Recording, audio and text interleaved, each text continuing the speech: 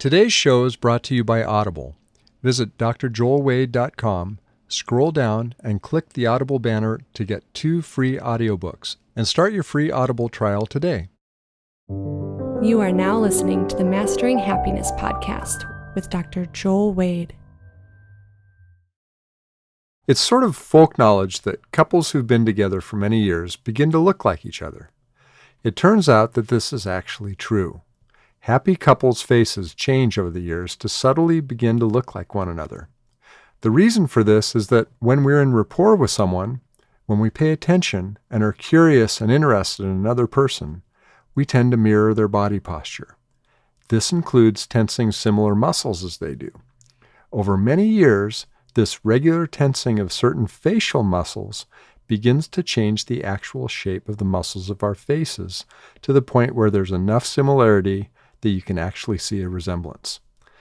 This is a kind of fun example of what can happen when we practice empathy. But there's so much more to empathy than just a pretty face. Let's explore this today. I'm Joel Wade, and welcome to my podcast. Within each of us exists a deeply personal, subjective inner experience. We may look similar, but we each have our own DNA, our own history, our own very personal experiences. We have the stories we've created that hold the meaning of our experiences, the feelings that flow from those stories.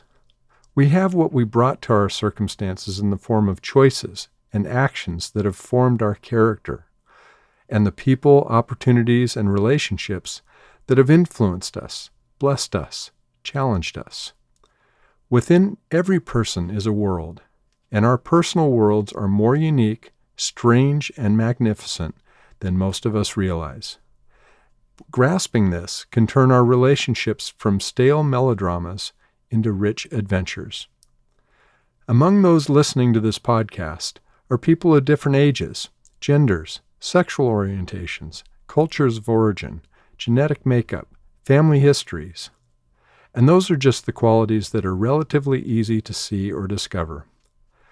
We also each have deeper complexities.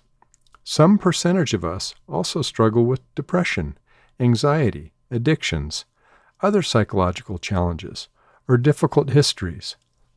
These are qualities that we tend to hold more closely to ourselves, because it's possible they could be met with shame or criticism. They're also often where we can express a very personal, unseen kind of heroism. Our personal psychological issues can hold strength that can show up in surprising ways. People with social anxiety tend to have greater cognitive empathy. Those with attention deficit disorder can make some of the best CEOs. Many of the things that are labeled as disorders can offer challenges of self-mastery that are seldom seen or discussed, and so the very real triumphs go unappreciated. Ask a recovered addict what his or her greatest triumph in life has been, and it will likely be the triumph over addiction. The most courageous act of a person who has experienced severe trauma may be confronting and overcoming the effects of that trauma. Because these are things that are often done in relative privacy, we tend to miss this as part of the normal range of human mastery. A mastery that requires time, energy, willpower, and courage. Empathy is about orienting to the reality of another person's subjective experience. It's the desire and effort we take to understand another person. Without the attempt at understanding somebody who's different from us, namely everyone else, we don't have all the data. We're missing part of the truth. When we don't know a person yet, we start off by stereotyping, guessing at whom we think this person may be, based on little or no knowledge. We look for patterns by which to assess them, to get an idea of whether they're good for us or bad for us, whether we should move toward them or away. There's nothing wrong with this. It's just human nature. But stereotyping is the first step in getting to know another person. The big problems arise when we stop there and presume that we do have all the data, that we know enough of their story to draw sound conclusions. The broader the brush we paint with, the greater the problems we create.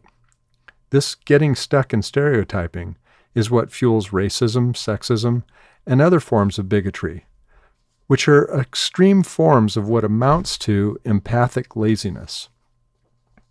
Empathy takes work. It takes consciousness and willpower, and it takes curiosity. How often have you seen someone you don't know well behaving in a way you don't understand, and you've gone home with a story in mind of that person? Have you ever then found out what the late Paul Harvey would have called the rest of the story? Perhaps there's a parent who isn't tending to their children well, but the truth is, they've just experienced a devastating loss and are barely holding it together. Maybe there's someone who seems scared of what seems to you to be a non-threatening situation, but you later find out that it was in just that kind of situation where they were brutally attacked. Maybe someone lights off some fireworks, and a veteran with PTSD who lost his best friend to something that made just that kind of sound goes into a fighting stance. But you don't know he's a vet, and you don't know what he's been through. We do this kind of thing all the time, whenever we assume we know enough about a person. One of the great honors of doing the work I do is that for nearly 40 years, I've been able to get to know a lot of people in more depth than we usually do. Because of the confidentiality and the nature of my work, people tell me things they don't often tell other people, sometimes even those who are closest to them. Because of this, I've had a very consistent and fascinating experience. I've found that whenever I get to know a person's story, most everything they're doing in their lives makes sense. This doesn't mean that I approve of everything, of course. I've worked with some people who have done some pretty awful things in their lives. But I can understand why they did what they did, why they thought it was a good idea, or why it seemed like their only option at the time. There's a sense to our lives that's often hidden in secrecy or assumptions. When we conclude too quickly our judgment of another person, we make any problem we have with them huge and insurmountable, and we end up feeling helpless. Seeking to have greater empathy for one another is the first essential step to problem solving in relationships. Kindness, empathy, and understanding are what lead to much happier relationships, and happier relationships are at the heart of a happier life. If you want to enjoy an immediate sense of happiness, the most powerful thing you can do is to do something kind toward another person. If you want to give someone you care about a sense of joy, be curious about them, respond to them, listen to them. The fundamental quality that leads to greater empathy is curiosity. Curiosity about the other person's internal experience allows us to wonder important, meaningful things, to imagine what they might be experiencing that leads them to think or feel or behave as they do. In my work with couples, the most common source of trouble comes down to a misunderstanding, which usually comes down to a failure of curiosity. Without curiosity, we end up assuming we know what they're thinking or feeling and why. If you really want to make somebody angry, tell them what they're thinking, what they're feeling, and why. When we stop being curious, we treat the other person as a fixed entity, like looking at the cover of a book and imagining we know the whole story already. Why even read a story like that? Why even get to know a person we believe we already know everything about? My wife and I have been together for over 25 years, and part of what makes our marriage delightful is that we're still curious about each other, still learning more about each other. There's a deep familiarity and sense of home that we enjoy in a happy love relationship or a long-term friendship. But the trust that allows for that sense of home is earned through striving to see and appreciate the other person, through this quality of kindness and curiosity over time. When we keep our curiosity alive, we see other people as the vibrant embodiment of fresh stories, complex, growing, learning, creative beings. If there's one common theme that I've found to wreak havoc between perfectly wonderful people, it's this: we expect the other person to be just like us. We expect them to have similar thoughts, feelings, and values. We evaluate them in relation to our own experience and judge them based on our own internalized standards. We're disappointed when they don't measure up to our vision of how they should be, and we're hurt when they do the same to us. To the degree we expect another person to have the same internal experience as we do, we lack empathy. In a fascinating book, I Am I, Sudden Flashes of Self-Awareness in Childhood, author Dolph Konstam compiles epiphanies recalled by many dozens of people of when they became aware that they were a separate self from other people, with their own distinct personal consciousness. Not everyone has a memory of these moments, but for those that do, it can be a profoundly meaningful experience. I'll read one of these here because it illustrates my point about how unique our internal worlds can be. When this fellow was 9 years old, looking in a mirror, he had this flash of insight. I don't see myself the way other people see me, and I don't see myself the way that I see other people. Something is missing, something that cannot be seen.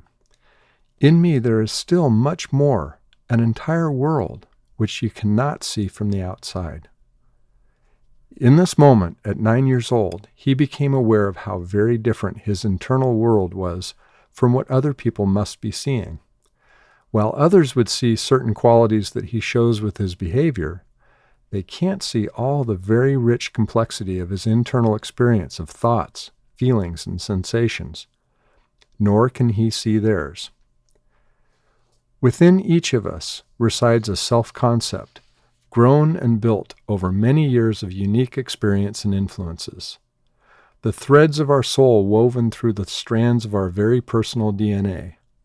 The fibers of our nervous systems, whose signals hold our visceral history, and the storylines of our conscious memories. What do you suppose the chances are that any two people would have grown to maturity with the same DNA, the same experiences, the same responses to those experiences, the same assumptions, beliefs, values, emotional intensity, likes, dislikes, appetites, fears, traumas, triumphs, vulnerabilities, support, neglect, fantasies, daydreams, hopes, longings? We each live within the larger culture of our modern world. We live within a smaller culture of our local communities. We come from an even smaller culture of our families of origin. And each one of us has, through our lives, created our very own personally complex culture within our own skin. If you were to come upon an exotic tribe, untouched by the larger world, and you expected them to think as you do, feel as you do, react as you do, if you expected them to behave the way you behave, if you dismissed their routines and rituals as silly, while imposing your routines and rituals upon them, if you lectured them about the right way to do things, or criticized them for not understanding things the way that you do, what do you suppose the chances are that you would gain their trust?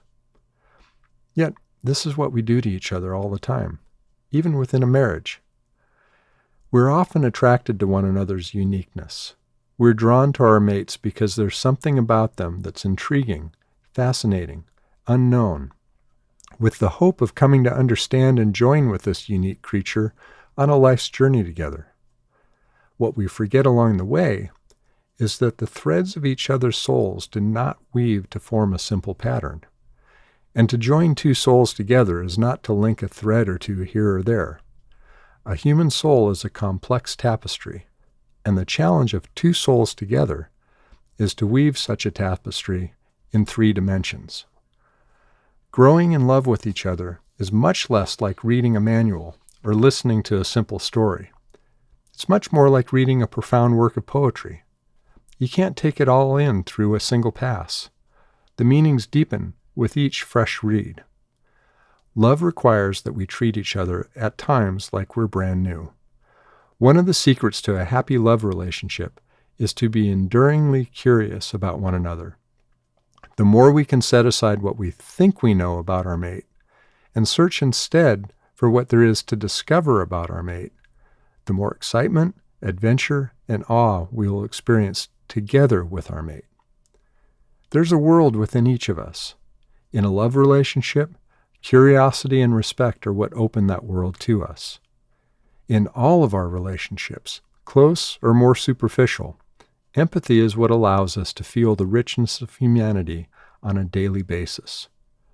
And that may be the single most important quality for creating and living a happier life.